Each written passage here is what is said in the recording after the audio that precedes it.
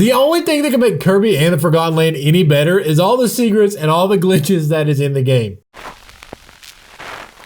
What's up, guys? Welcome to the channel. It's Dusty, one half of HAL Radiant Gaming, and our first glitch on the list is probably my all-time favorite, and it's probably the easiest and most useful in the game, and that is the hammer bounce. Not only is the hammer bounce cool just because you go so high, but you can also explore a ton of out-of-bounds areas with this glitch. With the hammer bounce glitch, you literally will go so high. It's actually kind of insane. To perform this glitch, just jump with Kirby and float until he gets tired and starts to sink. When he gets too tired and starts to fall, immediately click B to depuff him. After you do that, immediately hold B down to do the hammer smash. And as soon as the hammer hits the ground, tap A to fly, and Kirby will do a super jump if you time it correctly. And I mean, all the out of bounds stuff you get to explore with this is actually amazing. I love seeing the detail that goes into not only the amazing game we get to see while we play it, but also even the detail that goes into the out of bounds areas. A lot of the out of bounds areas aren't just fall through, you can actually walk on them. And that is something you don't always see in games. And in that same light, you can actually use this glitch to actually do some other glitches in this game, like glitching the Coliseum Cup. To do this, make sure you have the hammer ability, obviously, and then do the super jump glitch in front of the house to the right of the Coliseum in Waddle Town. Then what you want to do is jump on the house after you do the super jump, go to the tree and jump down to the little patch of grass where you can stand. Jump off and go under the side wall of the Coliseum. This part is a little tricky. I had to do it a few times to get it, but keep doing it and you can get it. Once you're in there, you can go to the entrance to start a glitched Meta Knight Cup without talking to the announcer. I've seen people actually beat this in literally like 7 seconds. It unfortunately doesn't save the records, but it does give you a rare stone, so this is a super easy way to grind rare stones if you're still trying to upgrade a lot of your abilities. And I mean, it's just cool to do, so flex on all your friends now that you know this. One cool thing you may have missed in Kirby and the Forgotten Land is that each world actually spells out an anagram. This is actually something that's not new to Kirby and the Forgotten Land, but it's definitely something that I just now found out about. We know the name of each world in Kirby and the Forgotten Land is Natural Plains, Everbay Coast, Wandaria Remains, Winter Horns, Original Wasteland, Redgar Forbidden Lands, and Lab Discovera. If you take the very first letter of each of those names, aside from Lab Discovera, we're going to take both of those, and put them together, it actually spells out New World. Such an awesome Easter egg to find, and I love this little hidden secret in the game, and I honestly would have never found out about this. And did you know that you could actually store Mouthful modes in Kirby and the Forgotten Land? If you try to inhale a Mouthful mode item, the moment you get hit by an enemy, you'll actually store this Mouthful mode for later. You can do this to smuggle the Mouthful modes in areas where you're not technically supposed to have them. This can make beating these areas where you're not supposed to have the ability super easy, and it's just cool to be able to take it there even though you're not really supposed to. And again, this one is a little tricky and it took me a few times to get, but once you practice it enough, you'll be able to get it. Glitches and anagrams aren't the only cool secrets in Kirby and the Forgotten Land though. There are actually secret rooms as well. And our first one is located on Rocky Rollin' Road. For this one, just be sure to have the ranger ability at the end of the level, climb to the top of the tree to the right at the end of the level, and then shoot the target at the main top. This will make a staircase appear, and then you're just going to climb that staircase all the way to the top. Once you're at the top, slide down the other side, and then there is a secret room. This room is called a HAL Room, and it is actually one of 3. The music here is awesome. You can actually destroy the blocks to get items and some gotchas. Our second HAL Room is actually pretty crazy to get, and it is in the Wandaria Dream Parade level. You're going to use the wind ability to fly to the area that looks like a donut with a train going around it. Go in here where the car and the racetrack is, the same way you would if you were getting all of the Waddle Dees on this course. But instead of getting the cold mouth ability to get that secret pathway to get this in under 5 seconds, what you're going to want to do is just immediately inhale the car and go to the end of the finish line and wait until the clock hits 86 seconds. Go across the finish line at 86 seconds, and then this will make the HAL Room appear. It's more of a HAL platform and less of a HAL Room, but it's still really cool. And although there are no bricks to destroy, there are items that you can get from this HAL platform as well. And our third HAL Room is in the Burning Churning Power Plant level. You're going to want to go through the course per usual until you get to the third crushing wall. When you get to that third crushing wall, go to the right through the boxes the same way that you would if you were getting all the Waddle Dees in this level. After you crush the boxes, you're going to climb on top of the platform to go into the control room. After you go in here, go completely backwards, retrace your steps, and go to the beginning of the level. It is important you do have to go into the control room before you do this part though. When you get back to the main beginning of the level, there will be coins leading you to a ladder on the right. Climb the ladder to get to the top, go across the ledge, and boom, there is your HAL Room. You actually have to destroy some boxes before you can actually see the HAL. But once you uncover the letters, a vending machine will appear so you can destroy all of the letters and get your coins and items. I love these secret levels and being able to know them, and seeing someone who hasn't played Kirby and the Forgotten Land before being like, hey, how about you wait till 86 seconds before you cross that finish line? And then being like, okay, why? I'm trying to get the Waddle Dee here. And then showing them exactly what happens. There is, however, another bonus room that actually isn't a HAL room. For this one, you're going to want to go to the Battle of Blizzard Bridge, and at the very beginning, go all the way to the left under the rubble to get the Maxim Tomato, the same way that you would if you were getting all the Waddle Dees in this course, except